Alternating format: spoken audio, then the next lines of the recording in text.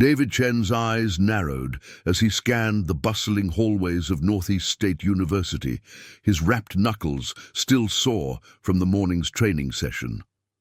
After years of Golden Gloves championships and amateur titles, he never imagined his toughest fight would happen outside the ring, in these very corridors where an entitled group of athletes had turned the campus into their personal hunting ground.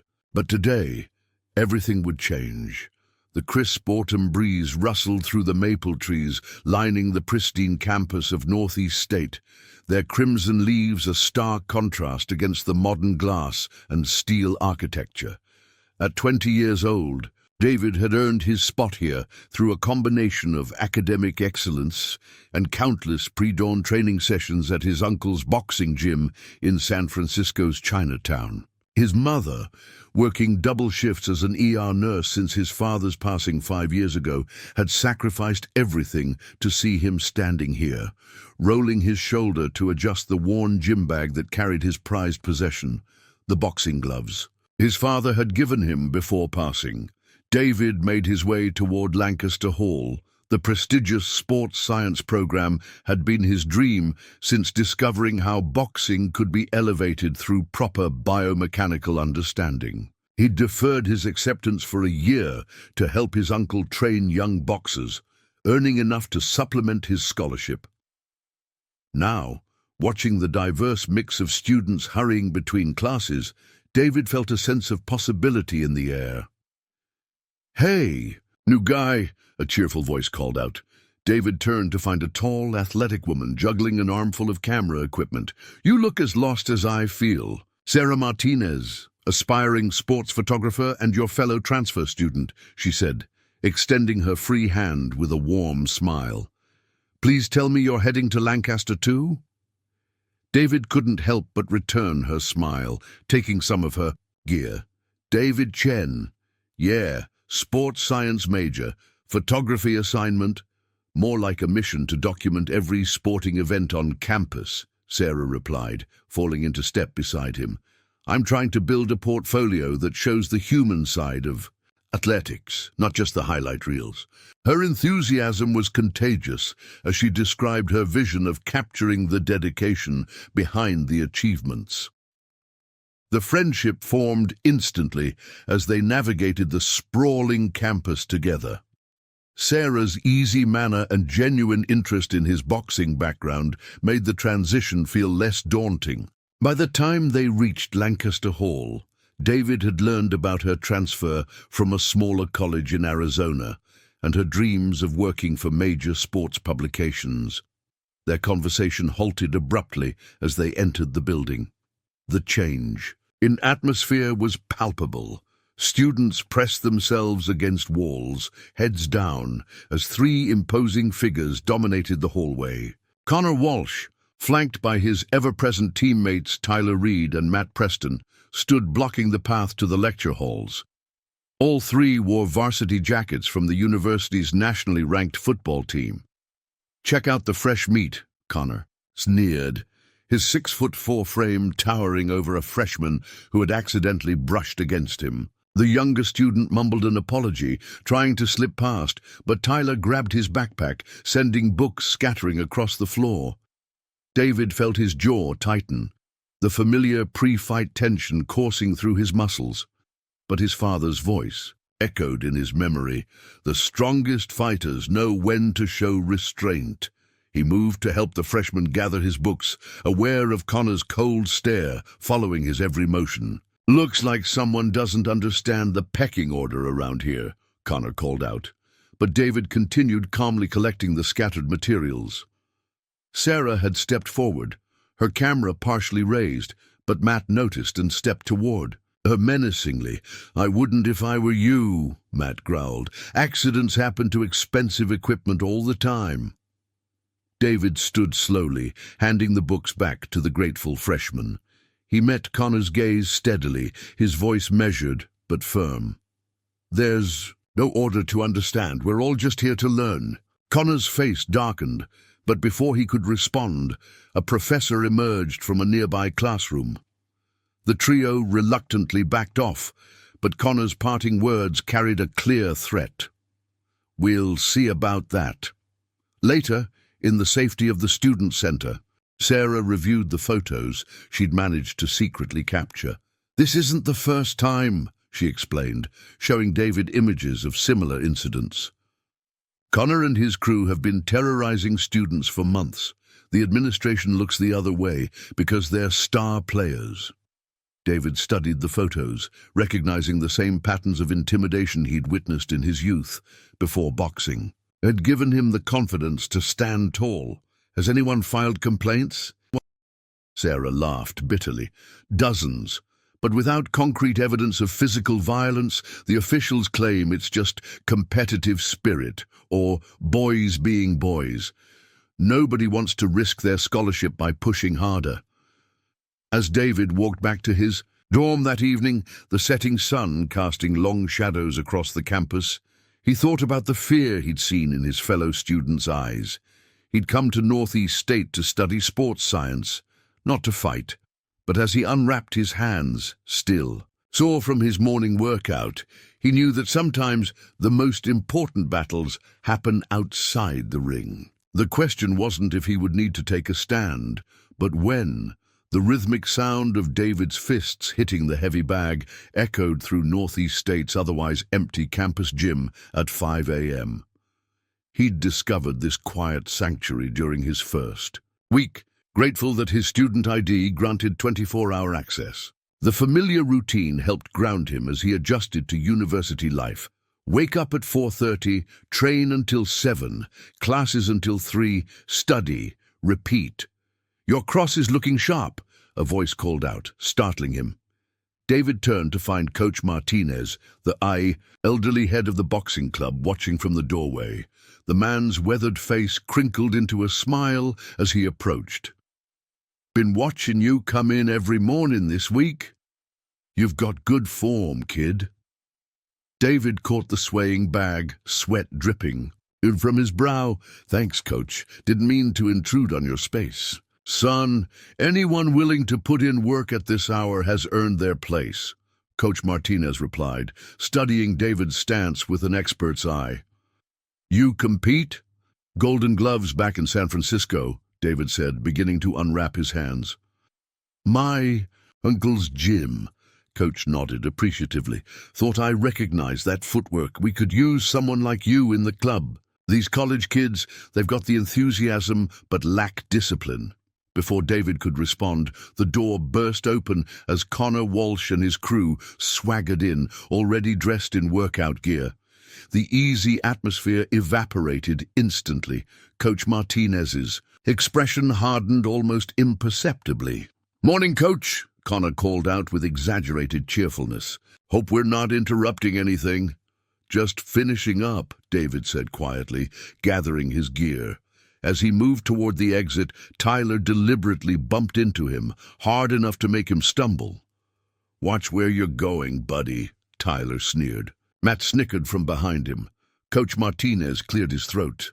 "Everything all right here, gentlemen?" "Just fine, Coach," Connor replied smoothly, teaching the new guy proper gym etiquette. David felt his pulse quicken, but kept his face neutral as he left. Through the closing door he heard Coach Martinez's stern voice. "That's enough, Walsh. Get to work."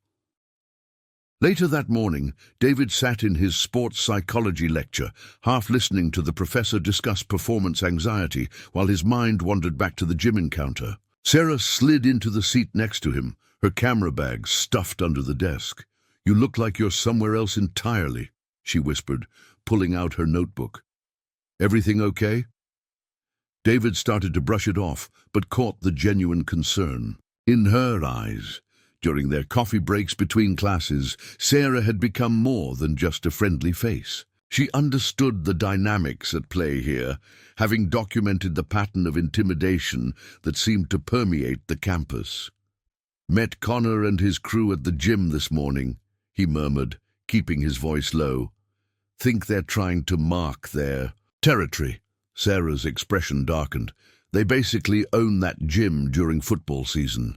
Coach Martinez is one of the few staff members who stands up to them, but even he can only do so much." As if on cue, Connor and Tyler strolled into the lecture hall 15 minutes late, making no effort to be quiet as they took their seats.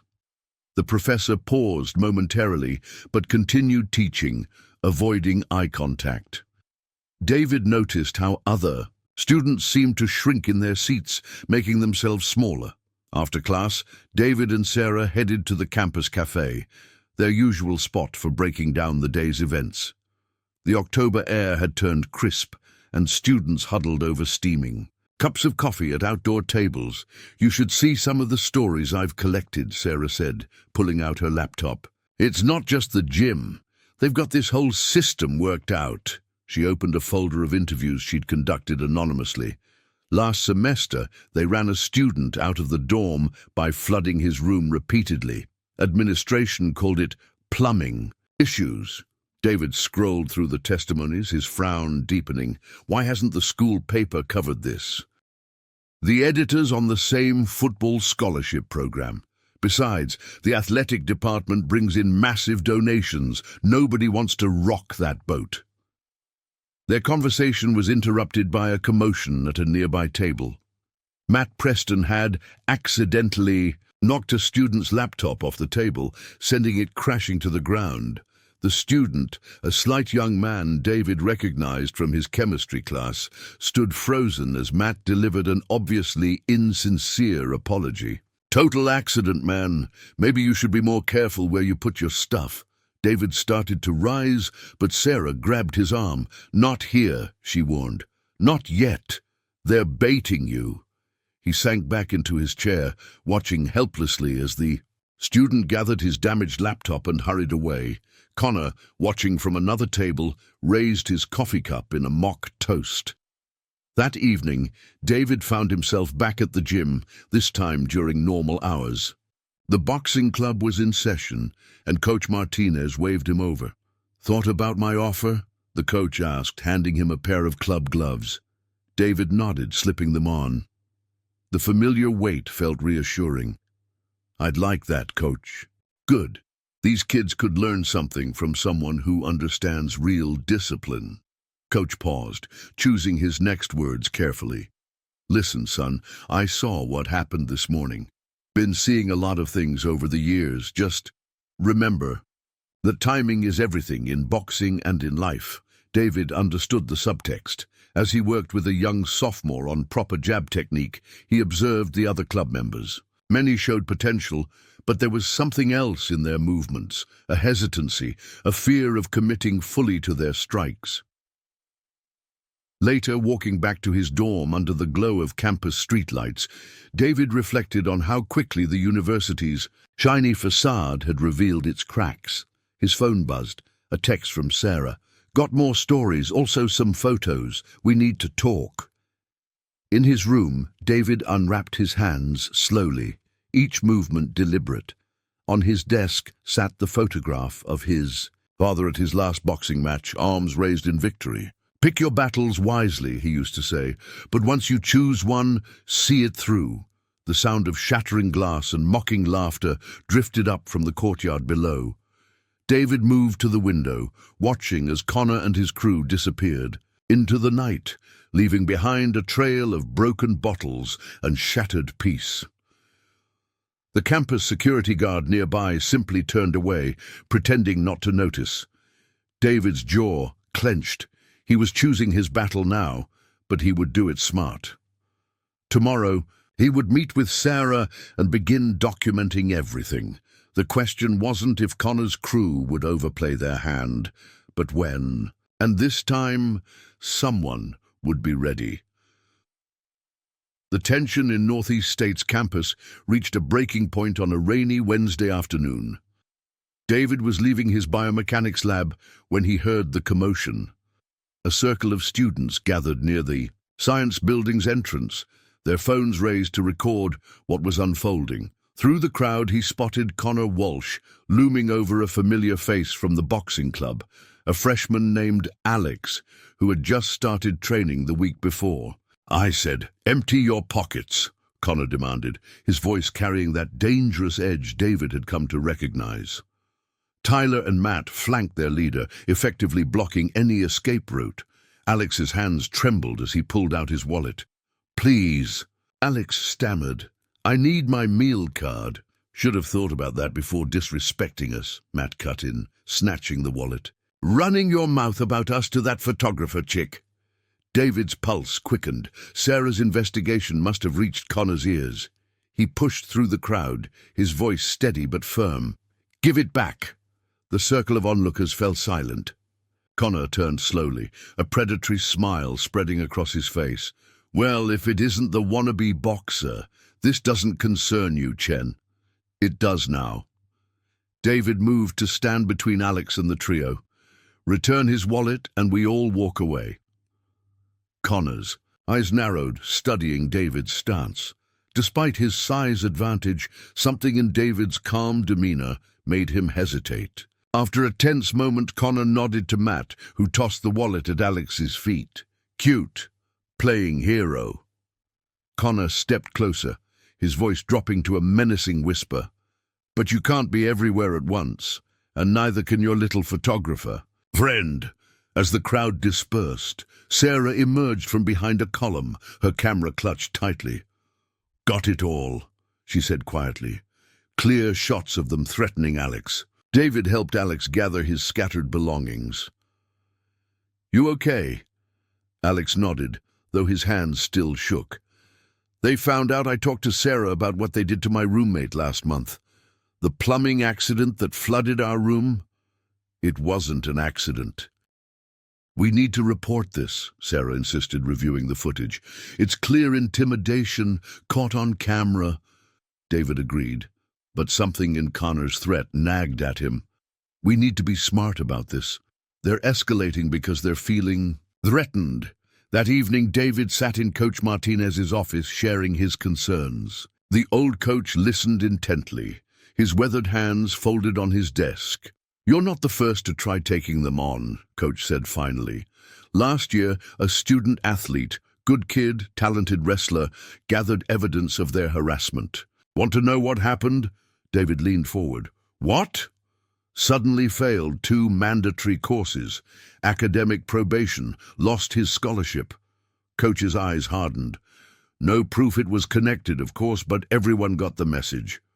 "So we do." "Nothing?" David's frustration leaked into his voice. "Didn't say that." Coach stood, moving to a photo on his wall, a younger version of himself in a boxing ring.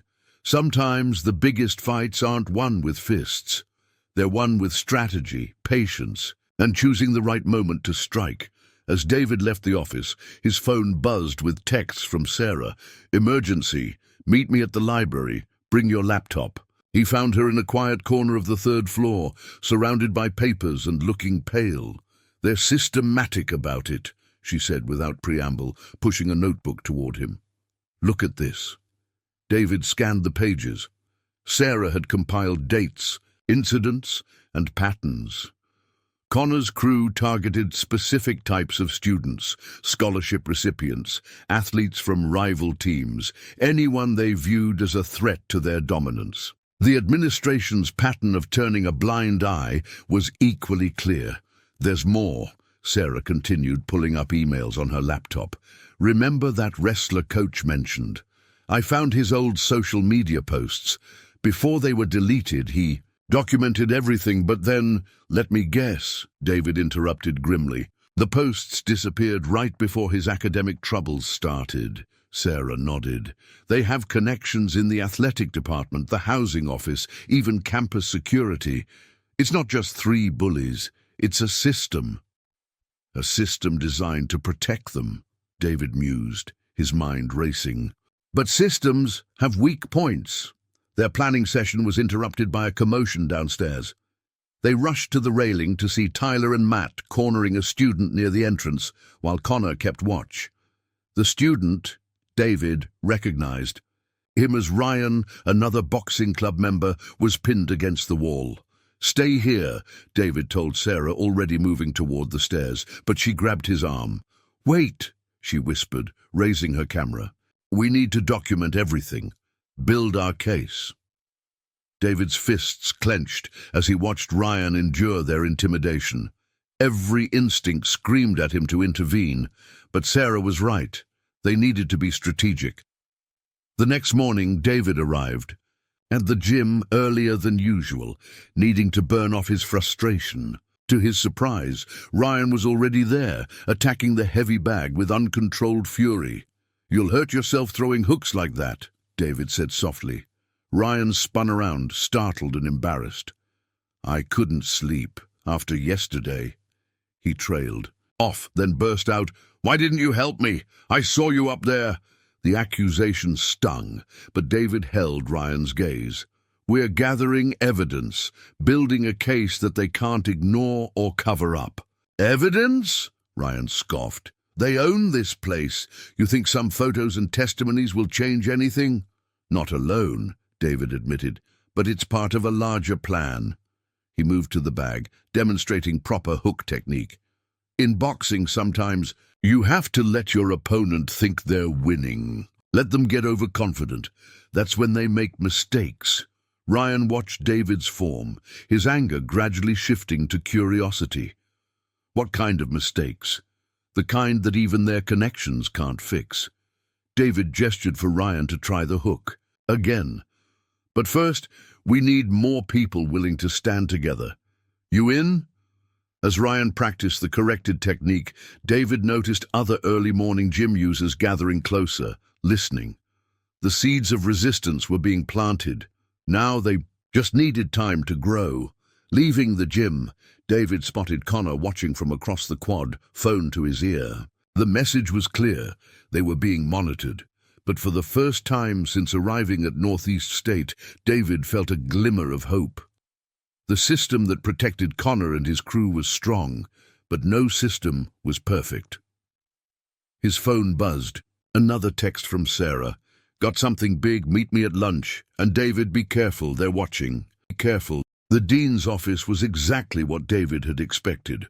Wood-paneled walls, lined with academic awards and sports memorabilia, many featuring Northeast State's celebrated football program.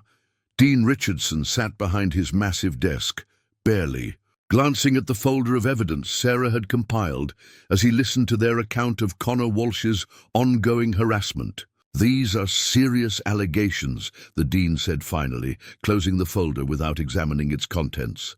"But you have to understand our position. Connor Walsh, Tyler Reed, and Matt Preston are star athletes with exemplary academic records. We can't take action without absolute, irrefutable proof of wrongdoing." Sarah leaned forward, her voice tight with controlled frustration. "We have proof.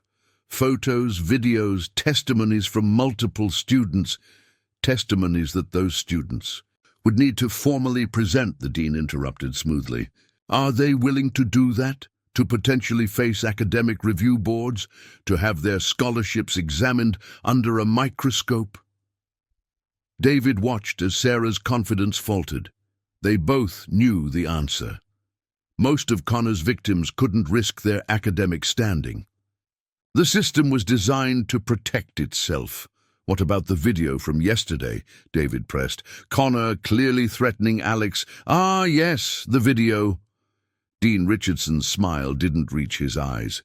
"Unfortunately, our campus policy prohibits unauthorized recording of students without their consent. Ms. Martinez, as a journalism student, you should be aware of these privacy regulations." Sarah's face flushed. "So you're saying—" "I'm saying that this matter is closed." The dean stood, signaling the end of the meeting. "Unless you have evidence that meets our institutional standards, I suggest you focus on your studies." Northeast State has a proud tradition of academic and athletic excellence. Let's not tarnish that with unsubstantiated allegations. In the hallway outside, Sarah slumped against the wall. "I can't believe this. They're not even trying to hide whose side they're on." David's jaw clenched as he watched a group of football players stroll past, their varsity jackets like badges of immunity. "We need to try another angle. What about campus security?" An hour later, they sat in Officer Jenkins' cramped office in the campus security building. The aging security guard seemed more interested in his coffee than their concerns. Look, kids, Jenkins sighed, I get it. You're trying to do the right thing, but my hands are tied. Unless I personally witness an assault, there's not much I can do. What about patrol schedules, Sarah suggested. If you increased presence around the areas where they usually... Jenkins cut her off with a harsh laugh. You mean the gym, the student center? Those areas fall under athletic department jurisdiction during practice hours, which, coincidentally, is when most of these incidents occur.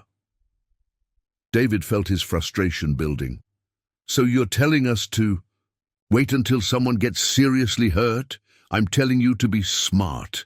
Jenkins lowered his voice. Walsh and his friends, they've got protection from way above my pay grade. Last security officer who made waves about them? Let's just say he's working mall security now. Back outside, the autumn sun seemed to mock their defeat. David checked his phone. 3 missed calls from Coach Martinez. Go, Sarah said, noticing the calls. I need to review this mess anyway. Maybe there's something we missed.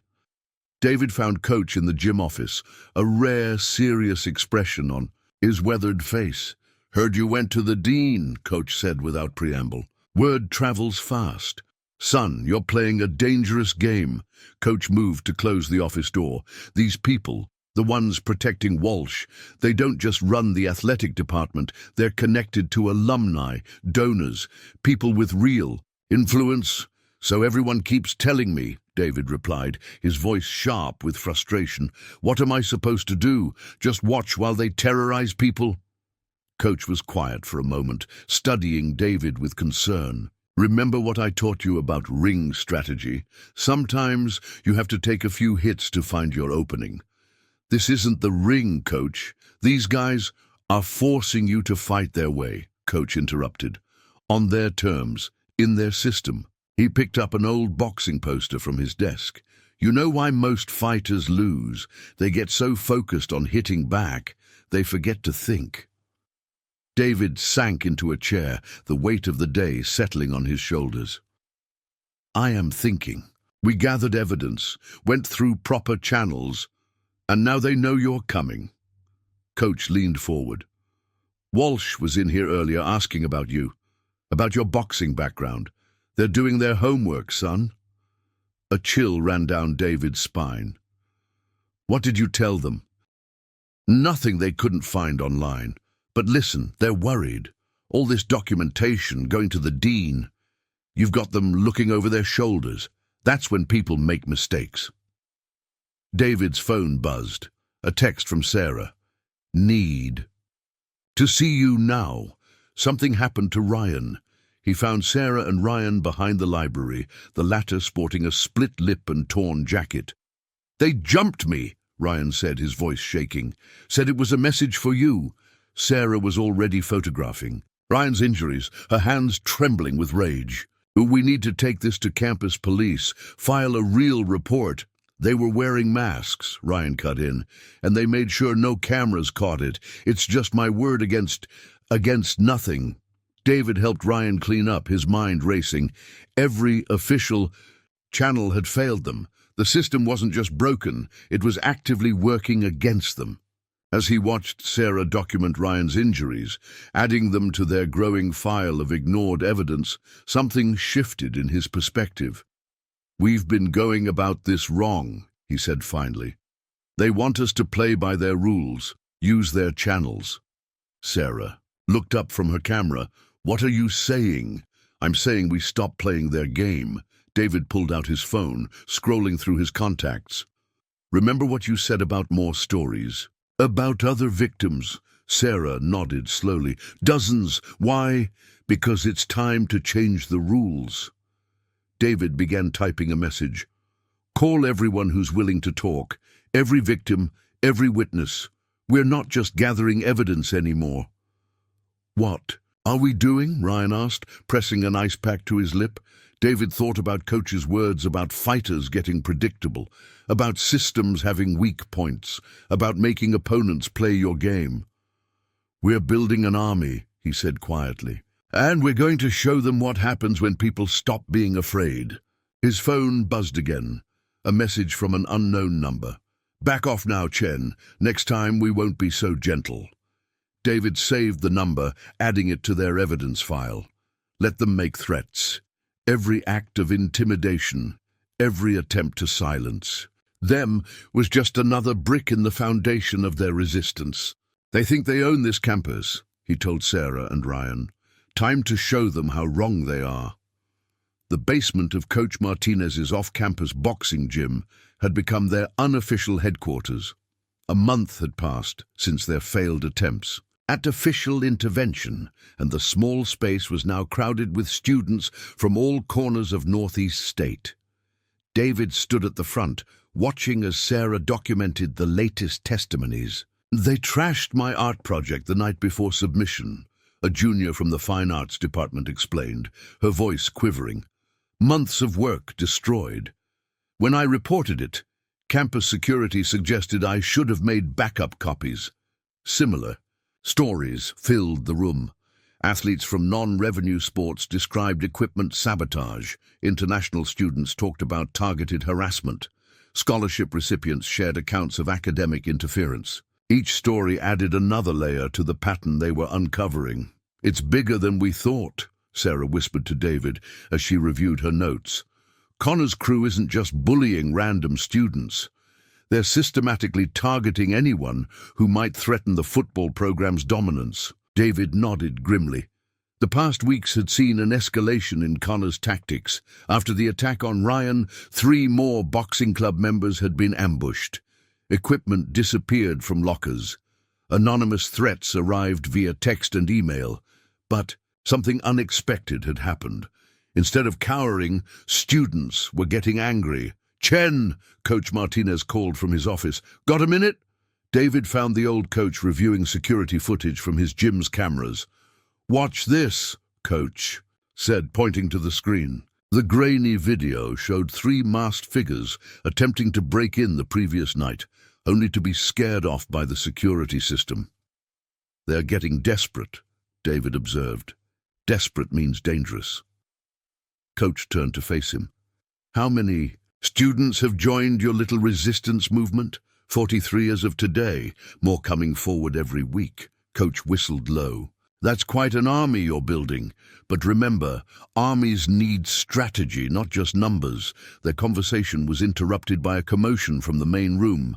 David rushed out to find Tyler Reed standing in the doorway, his varsity jacket, a bold intrusion in their safe space. "Well, well," Tyler sneered, surveying the gathered students. "Quite the support group you've got here, Chen. Connor sends his regards." "Get out." Sarah stepped forward, camera raised. "You're not welcome. Here, welcome." Tyler's smirk widened. "Just delivering a message. Connor wants you to know. He's impressed, really. All this organization, all these brave souls standing together." His eyes swept the room, lingering on each face. Would be a shame if something happened to their scholarships, their grades, their futures. David moved between Tyler and the group. "Your threats don't work anymore. Look around. Everyone here has already lost something to you and your crew. What else can you take?" For a moment, Tyler's confidence wavered as he registered the determined faces surrounding him. Then his expression hardened. "You'll find out." After Tyler left, the room erupted in nervous chatter. David noticed several students checking their phones, probably looking for any immediate retaliation. "They're scared," Ryan observed, joining David. His split lip had healed, but the anger in his eyes remained. "That's why they sent Tyler to threaten us directly." Sarah was already reviewing her footage of the encounter. "This is good. Shows. They're feeling the pressure," but David wasn't celebrating. He remembered Coach's words about desperate opponents. "We need to be ready.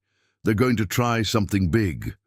That evening, as David trained in the campus gym, he felt the weight of responsibility pressing down on him.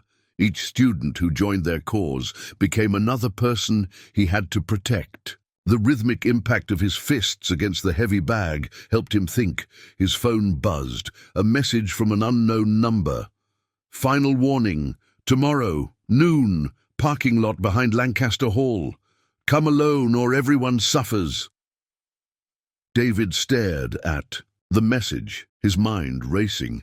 It was clearly a trap, but ignoring it wasn't an option, not when Connor had proven he could hurt people without consequences. "Don't even think about it." Sarah's voice made him jump. She stood in the doorway, arms crossed. "I saw them send that text." Matt was practically giddy about it. "I have to go," David replied, returning to the bag. "If there's a chance to end this. David, they're trying to isolate you, get you alone." Sarah moved closer, lowering her voice. "We've built something here, a community. Don't throw that away by playing hero." Coach Martinez emerged from his office, having overheard. "She's right, son, but—" He paused, considering. "Maybe we can use this." They spent the next hours planning. Students from the resistance movement were contacted, positions assigned, cameras prepared. If Connor wanted a confrontation, they'd give him one, but on their terms. Late that night, David stood at his dorm window, watching campus security make their rounds.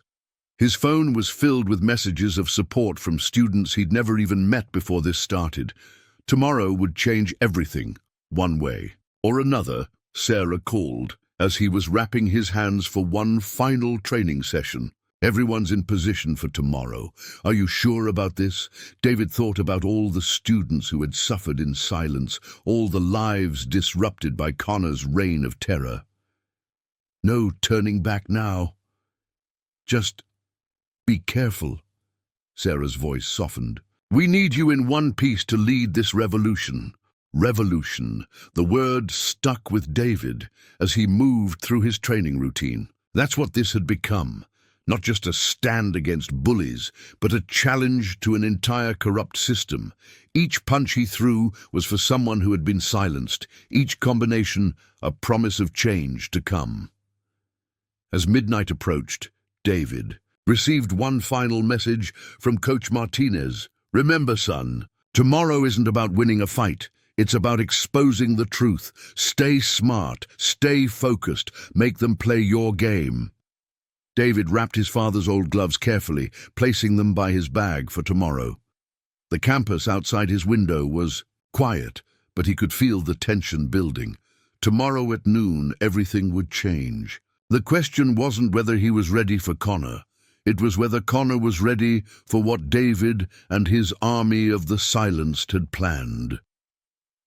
The autumn sun hung high over Northeast State as David approached the parking lot behind Lancaster Hall.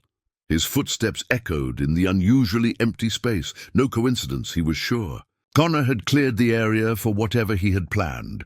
Sarah's voice crackled through his earpiece, barely audible. "Cameras in position. Security footage loops are ready. They won't be able to erase this one." David touched his ear slightly. To acknowledge, weeks of preparation had led to this moment. Hidden cameras positioned by journalism students covered every angle. Members of the resistance movement were stationed at strategic points, phones ready. Whatever happened here would be documented beyond any possibility of administrative cover-up. Connor Walsh stood in the center of the lot, flanked by Tyler and Matt. All three wore their varsity jackets despite the warm weather, a deliberate show of their protected status. "Didn't think you'd actually come alone," Connor called out, his voice carrying across the empty space. "Finally learned some respect," David continued, walking forward, maintaining a measured pace. "You wanted to talk. I'm here." "Talk?" Connor laughed, the sound echoing off the surrounding buildings. "No, Chen. We're way past talking." He cracked his knuckles theatrically. "This is about sending a message. Your little revolution ends today." "By beating me up in broad daylight." David stopped several yards away, his stance relaxed but ready. "That's your solution?" "Oh, we're not going to beat you up." Connor's smile turned predatory. "You're going to fight back. That's your thing, right? The boxer who stands up to bullies, and when you do—" He gestured to Tyler, who pulled out a phone, already recording. We'll have proof of you assaulting star athletes. Wonder how that'll... Play with the administration. David heard Sarah's sharp intake of breath through the earpiece. The plan was clever. Provoke him into fighting, film only his retaliation, use it to destroy him and the resistance movement in one stroke. That's what this has always been about, hasn't it? David said, loud enough for the hidden cameras to pick up. Setting up situations where you can play the victims, like the wrestler last year, the one who mysteriously failed his classes after standing up to you? Connor's smile faltered slightly. You've been digging, Chen. Should have stuck to boxing. Found his deleted social media posts, David continued, beginning to circle slowly, the ones showing what really happened. Just like we found the maintenance records proving the plumbing accident in Ryan's room was deliberate, the altered security footage from the library, the lost complaint forms. Tyler and Matt exchanged uncertain glances, but Connor's face darkened with rage. Doesn't matter what you found. Nobody's going to believe you over us. We own this campus. You sure about that? David gestured to the surrounding buildings. Faces appeared at windows, dozens of students, phones raised. More emerged from around corners, from behind cars, all recording. Still think you own the narrative? Connor's composure cracked. With a roar of fury, he charged forward, swinging wildly. David slipped the punch easily, his years of training evident in every movement. He didn't counter, didn't need to. Connor's assault was being captured from every angle. "Fight back!" Connor screamed, launching another wild attack. "Fight back, you coward!" David continued to dodge, his footwork making Connor's aggression look clumsy and unprofessional. "No need," he said calmly. "You're doing all the work yourself." Tyler and Matt moved to join the attack, but suddenly found their path blocked. Ryan and several other boxing club members had emerged, creating a circle around the confrontation. Not interfering, just ensuring it remained one-on-one. "This isn't how this was supposed to go," Matt muttered, his phone dropping to his side. Connor, realizing his plan was unraveling, became more desperate. His attacks grew wilder, more reckless. David maintained his discipline, letting his opponent tire himself out.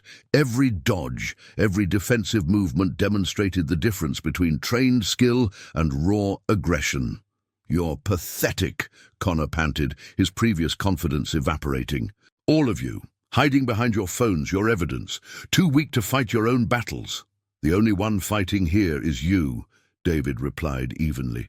"We're just showing everyone who you really are." The gathering crowd had grown larger. Even faculty members stood at the edges, witnessing Connor's meltdown. Through his earpiece, David heard Sarah coordinating with other students, ensuring every angle was covered. Finally, Connor overextended on a punch, his momentum carrying him forward. David sidestepped one final time, letting Connor's own force send him sprawling to the asphalt. The fall wasn't dramatic, wasn't violent, just embarrassing. As Connor pushed himself up, his face scraped and his varsity jacket dirty, the sound of slow clapping cut through the tension. Dean Richardson stood at the edge of the parking lot, his expression unreadable. "Mr. Walsh," the dean's voice was ice-cold. "My office, now." Connor's face went pale as he realized the full extent of his exposure. "Dean, I can explain." "Oh, you'll explain." Richardson's eyes swept over the crowd of recording phones. "You'll explain every incident, every complaint, every accident that's been brought to my attention, and this time you'll do it in front of the Board of Trustees." Tyler and Matt backed away from their fallen leader, their self-preservation instincts kicking in. The crowd began to disperse, but their phones had already uploaded everything to a shared cloud drive Sarah had created. There would be no erasing this evidence. Coach Martinez appeared at David's side, placing a steady hand on his shoulder. "Smart fighting, son, letting him defeat himself." David watched as Connor was escorted away by campus security. Real security this time, not the usual paid-off officers. The former king of Northeast State had been dethroned not by violence, but by exposure. "It's over?" Ryan asked, joining them. "This part is," David replied, removing his earpiece. But the real work is just beginning. Sarah approached her camera, lowering for the first time since the confrontation began. The student paper's going to run the full story, everything we've documented, all the testimonies. No more cover-ups.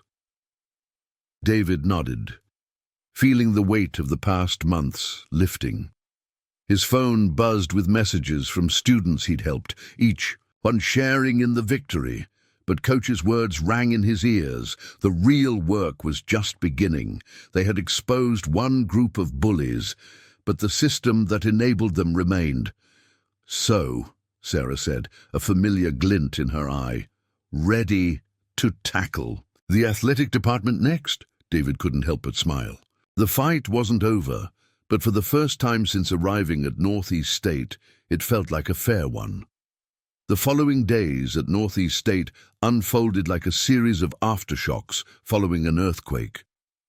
David sat in the crowded conference room of the administration building, surrounded by members of the student resistance movement, as Dean Richardson addressed the assembled group. The atmosphere was tense, but charged with possibility. Given the extensive evidence brought to light, Richardson began, his usual polish showing cracks of discomfort, the board has taken immediate action. Connor Walsh, Tyler Reed, and Matt Preston have been suspended pending a full investigation.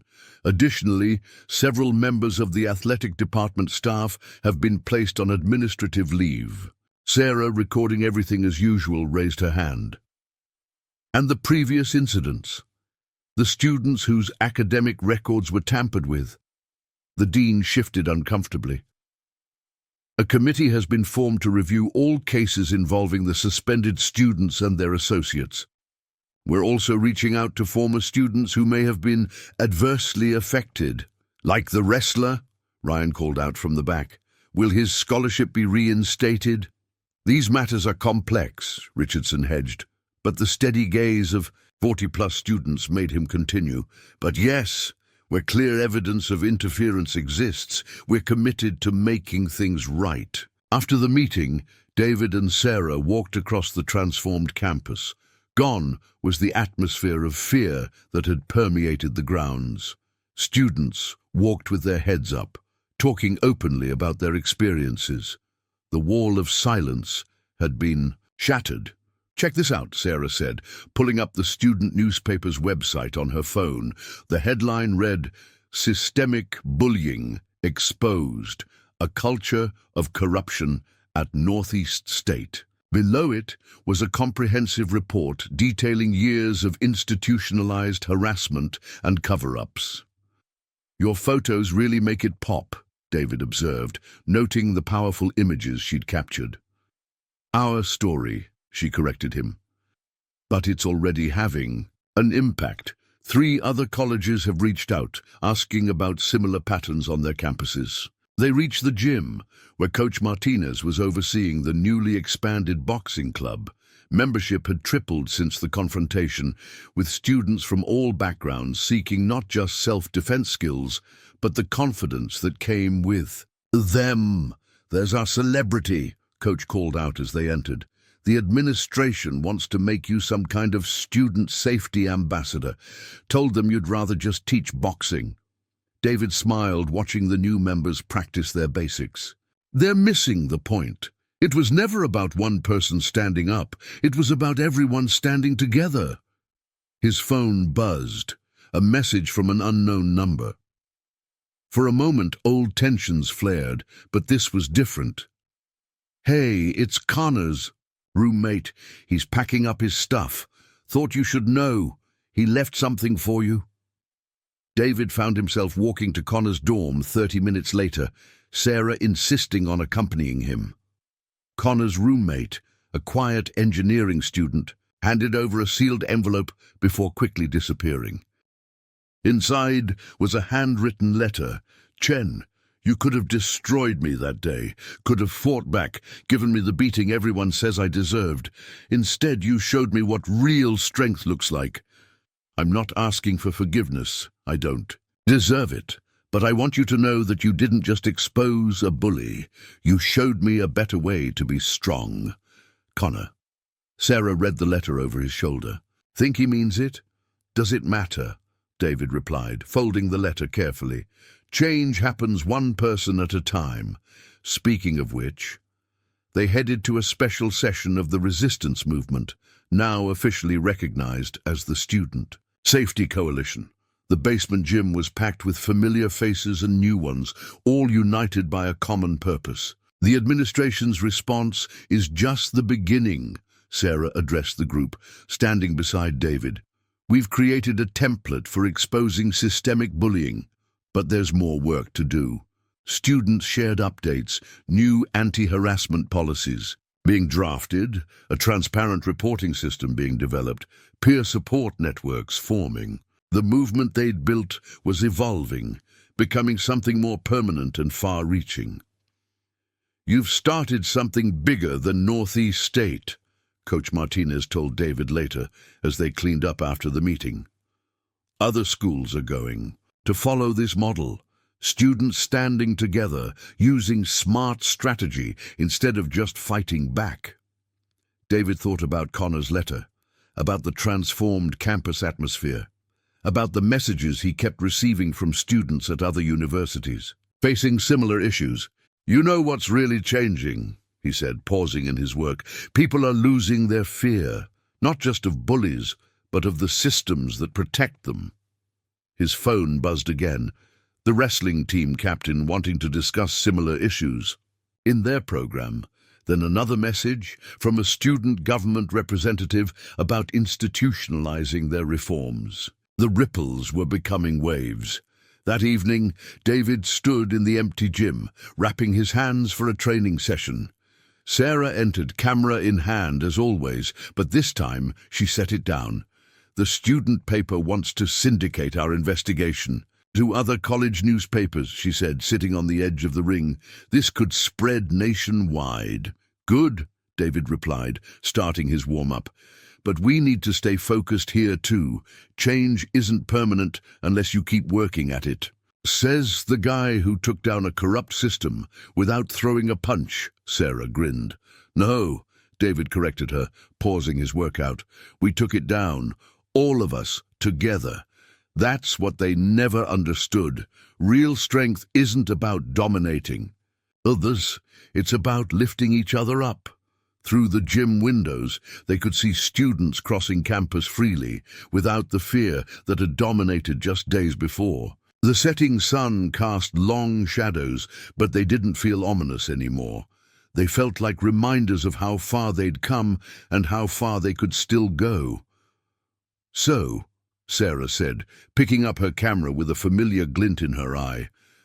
Ready for the next fight? David smiled, returning to his workout. The next fight would come, as would others after it. But now they had something Connor and his crew never did. A community united by purpose rather than fear, armed with truth instead of threats. Always ready, he replied. Always together. 2 weeks after Connor's suspension, Northeast State was a different place. The morning sun streamed through the windows of the newly established Student Safety Center, a former storage space now converted into a hub for the growing coalition. David watched as students came and went, some seeking help, others offering it. Hard to believe this was all empty space a week ago, Sarah commented, arranging photos on the wall, a documentary of their journey from a small resistance group to an official campus organization. The images told their story, secret meetings in the basement gym, the confrontation that changed everything, and the aftermath that transformed the campus. The administration's trying hard to make up for lost time, David replied, helping a freshman set up a new computer station. The school had finally released funds for anti-bullying initiatives, though everyone knew it was more about liability management than genuine remorse. Ryan burst through the door, excitement evident on his face. You guys need to see this! He pulled up a news website on one of the monitors. The headline read, Northeast State Model, Students Nationwide Combat Institutional Bullying. The article detailed how their approach, systematic documentation, collective action, and strategic resistance was being adopted by students at universities across the country. Sarah's photographs and documentation methods had become a template for other student journalists. And that's the third major publication this week, Sarah noted, snapping a picture of the screen for their archives. But here's the real news. Remember that wrestler who lost his scholarship? He's coming back next semester. The review committee cleared his record completely. David smiled, remembering their early days of gathering evidence. One victory at a time. How's the new reporting system working? Better than expected, Ryan said, pulling up their database. 28 reports in the first week, all documented and tracked. Best part, administration can't bury them anymore. The system automatically archives everything off campus. Their conversation was interrupted by a knock at the door. Coach Martinez entered, followed by several members of the boxing club. Got something to show you, Coach said, gesturing for them to follow. They walked to the gym, where a surprise awaited them. The previously bare walls now displayed a new mural, a powerful image of raised fists breaking through chains, with the words, "Strength through unity," emblazoned above. The art department's contribution, Coach explained, watching their reactions. They wanted to commemorate what happened here. David studied the mural, noting how the artist had incorporated elements of their story. A camera lens representing truth, boxing gloves symbolizing disciplined resistance, and many hands joined together. But that's not all, Coach continued, leading them to his office. He pulled out a stack of letters. These came in this morning, students from other schools asking for help setting up similar programs. Sarah began reading through the letters, her expression growing more determined with each one. They're all facing the same issues we did. Institutional protection of bullies, corrupt athletic departments, silenced victims. Then we help them, David said simply. Share everything we've learned. Our documentation methods, organization, strategies, all of it. The group spent the afternoon drafting responses and creating resource packages. Word was spreading faster than they'd anticipated, and with it came greater responsibility. Later, during the evening boxing session, David observed the changed atmosphere in the gym. New members worked alongside veterans, the shared experience of standing up to corruption, having forged unexpected bonds. Even former members of Connor's social circle had begun showing up, seeking to be part of the positive change. You know what's really amazing? Sarah said, lowering her camera after capturing the training session. It's not just about stopping bullies anymore. People are questioning other forms of institutional corruption too. The student government is investigating unfair housing policies. The academic senate is reviewing grading practices. Because people aren't afraid anymore, Ryan added, unwrapping his hands after a workout. You showed us that the system only works through fear and silence. David was about to respond when his phone buzzed. A message from Dean Richardson, requesting a meeting. These had become regular occurrences as the administration struggled to adapt to the new reality they'd created. In the dean's office, the change was palpable. Gone was the dismissive attitude, replaced by an almost eager desire to demonstrate cooperation. Mr. Chen, Richardson began, the board has been impressed with the Student Safety Coalition's work. We'd like to establish it as a permanent part of the university structure, with full funding and staff support. David listened carefully, remembering similar promises made and broken in the past. And the independence of our reporting system? The off-site archives? Maintained, Richardson assured him quickly. We've learned our lesson about transparency. In fact, we'd like you to help draft the new university policy on student safety and institutional accountability. After the meeting, David shared the news with Sarah and the others at their usual cafe spot. The place had become something of a headquarters for their movement, with students regularly stopping by to share stories or seek advice. They're really scared, Sarah observed, reviewing the dean's proposal.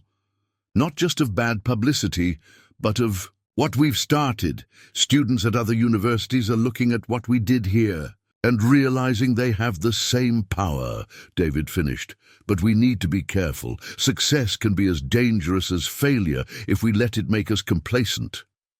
As if to emphasize his point, a group of freshmen approached their table, looking nervous, but determined.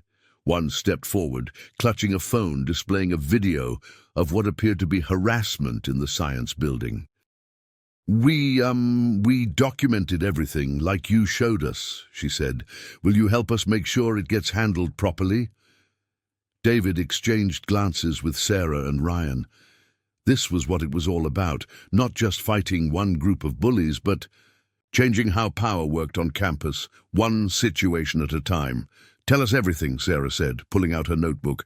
And remember, you're not alone anymore. As the freshmen shared their story, David reflected on how far they'd come from those first tense days at Northeast State. The battle with Connor and his crew had been just the beginning. The real victory wasn't in defeating them, but in showing everyone that change was possible when people stood together. His phone buzzed with another message, another university reaching out for guidance. The revolution they'd started was growing, evolving, spreading, and they were ready to help lead it.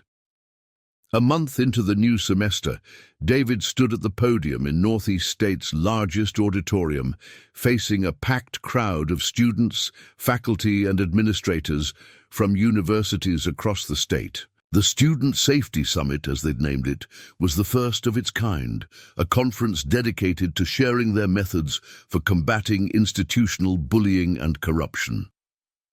When we started, David began, his voice carrying clearly through the space, we thought we were just dealing with 3 bullies and their enablers. What we discovered was something much bigger, a system that thrived on silence and fear, but systems can be changed when people stand together. Sarah, coordinating the event from the wings, gave him a thumbs up as he continued. The audience was completely engaged, many taking notes or recording. Representatives from 12 different universities had come to learn from their experience. The Northeast State model isn't about fighting back with fists, David explained, gesturing to the presentation screen behind him. It's about strategic documentation, collective action, and unwavering solidarity. Sarah Martinez, our head of documentation, will now show you exactly how we did it. Sarah took the stage, her camera hanging around her neck as always. She pulled up detailed slides showing their documentation methods, security measures, and organization strategies. The audience leaned forward as she explained how to create unhackable evidence chains and secure reporting systems. Your phones aren't just cameras, she told them. They're tools for accountability, but you have to be smart about how you use them. She demonstrated their app, developed with help from computer science students, that automatically encrypted and backed up evidence to secure servers. As the presentation continued, David scanned the audience. He spotted familiar faces, students who'd reached out for help, administrators eager to get ahead of similar issues at their schools, even a few journalists taking notes. The movement they'd started had grown beyond anything they'd imagined. During the break, David found himself surrounded by students sharing similar stories from their campuses. A pattern emerged. It wasn't just athletic departments protecting bullies, but various forms of institutional power protecting their own interests at students' expense. The key is documentation, Ryan explained to a group from a neighboring university. Not just recording incidents, but creating a narrative that can't be ignored. He'd become their expert on pattern recognition, helping others identify systemic issues on their own campuses. Coach Martinez watched from the back of the auditorium, a proud smile on his weathered face. Never thought I'd see a boxing lesson turn into a revolution, he commented as David joined him. Still using those boxing principles, David replied. Strategy over force, patience over impulse, unity over individual action. Their conversation was interrupted by an unexpected arrival. Connor Walsh, standing awkwardly at the auditorium entrance. The room tensed momentarily, but Connor raised his hands in a peaceful gesture. "I'm not here to cause trouble," he said, quietly. I've been working with a group at my new school, trying to make things right. Thought maybe I could learn something here." David studied his former adversary. Connor had lost the arrogant bearing that once defined him, replaced by something more thoughtful. After a moment, David nodded toward an empty seat. "Everyone's welcome." "Who wants to learn?" he said simply. The afternoon sessions focused on practical implementation. Students shared success stories and challenges from their own attempts to adapt the Northeast State model. Sarah's documentation workshop was standing, room only, with participants practicing secure recording techniques and evidence preservation methods. "The real test," one visiting student leader pointed out, "is making these changes permanent. What happens when the current administration moves on, when the media attention fades?" "That's why we're here," David responded. "We're not just sharing techniques, we're building a network. When one campus faces challenges, they'll have support from all the others." The summit concluded with breakout sessions, where participants could discuss specific issues facing their schools. David moved between groups, listening and offering guidance where needed. The energy was electric. Students who had felt powerless now saw a path forward. Later that evening, the core team gathered in their usual cafe spot, exhausted but satisfied. 6 new chapters starting next week, Sarah reported, reviewing her notes, plus 3 more schools requesting our help with ongoing situations. "And the legal clinic's on board," Ryan added. "They're offering pro bono support for students facing retaliation. Plus that civil rights attorney who spoke today wants to help establish similar programs nationwide." David absorbed their updates, feeling both proud and humbled. What had started as a personal stand against bullies had evolved into something far more significant. "You know what really made this work?" he said, looking around at his friends. "It wasn't just exposing the bad stuff. It was showing people a better way to handle power. Connor's proof of that." Sarah nodded, reviewing photos from the day. "Speaking of which, his testimony about the athletic department's influence has opened investigations at 3 other schools. Sometimes the biggest impact comes from unexpected places." As they discussed next steps, David's phone buzzed with messages from newly established chapters asking for advice. The movement was growing organically now, each success inspiring more. "Students to take stand. Remember when we thought this was just about stopping a few bullies?" Ryan mused. "Now we're practically running a revolution."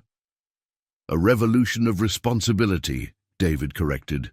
"Teaching people to use power wisely instead of abusing it." Coach Martinez joined them, pulling up a chair. "Got a call from the National Boxing Association," he announced. "They want to incorporate our conflict resolution methods into their youth program. Seems your approach is catching on beyond campus."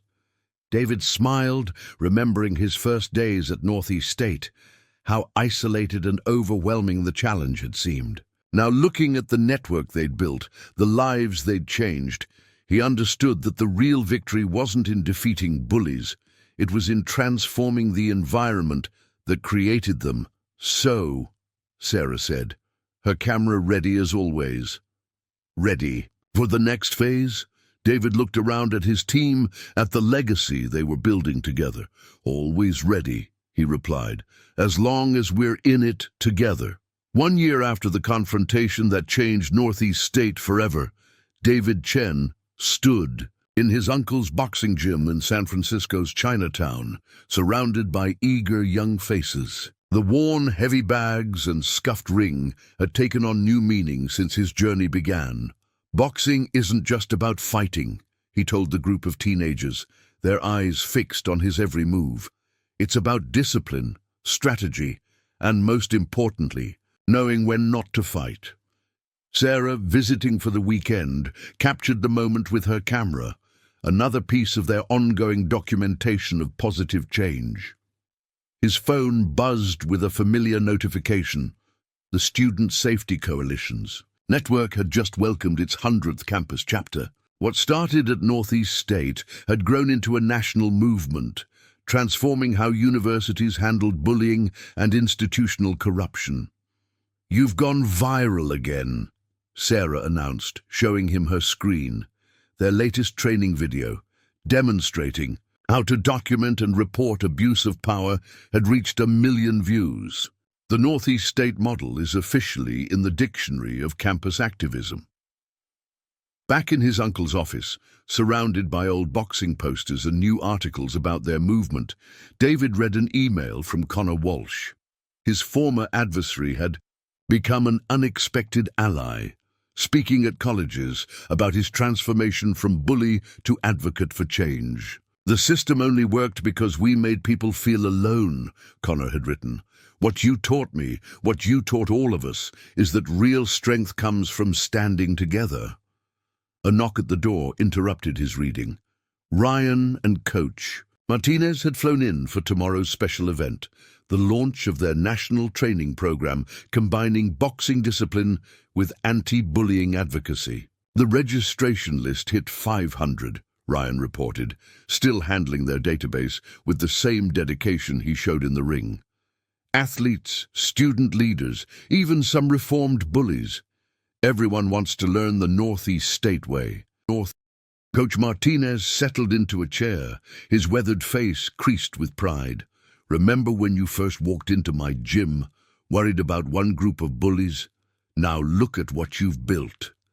David smiled, remembering those early days of fear and uncertainty. "What we've built," he corrected, "it was never about one person." Sarah's camera clicked, capturing their reunion. She'd won several awards for her documentation of their journey, but more importantly, her methods had become the standard for exposing institutional misconduct nationwide.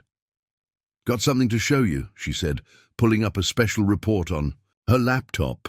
The screen filled with faces and stories, students who had stood up to corruption on their campuses, each crediting the Northeast State model for giving them the tools and courage to act. "This is our real legacy," David observed, watching testimonial after testimonial, not just stopping bullies, but showing people how to transform their communities. That evening, they gathered at a local restaurant, joined by students from nearby, universities who had implemented their programs. The conversation flowed freely, stories of challenges and triumphs mixing with plans for future initiatives. "The best part," Ryan noted, "is how the movement keeps evolving. Every campus adds something. New makes it stronger." David listened as students shared their experiences. Athletic departments reformed, corrupt administrators held accountable, institutional policies rewritten. But more importantly, they talked about changes in campus culture, how fear had been replaced by solidarity. "You know what's really amazing," Sarah said, reviewing footage from their year of activism. "We never had to throw a single punch. The real fight was always about exposing the truth and standing together." As the night wound down, David's phone lit up with messages from across the country, updates from campus chapters, questions about new initiatives, stories of successful interventions. The movement they'd started had taken on a life of its own, growing and adapting to meet new challenges. Back at the gym later, David wrapped his hands for one final training session. The rhythmic sound of his fists hitting the bag echoed through the empty space, each impact a reminder of how far they'd come. Coach Martinez appeared in the doorway, just as he had that first morning at Northeast State. "Got a minute, son?" They sat at the edge of the ring, looking out over the gym where it had all begun. "Your father would be proud," Coach said quietly. "Not just of what you've accomplished, but how you did it." David nodded, thinking of the photograph that still sat on his desk, his father's last boxing match, arms raised in victory. He always said true strength wasn't about dominating others. "It's about lifting them up," Coach finished. "And that's exactly what you've done." Tomorrow they would launch their national program.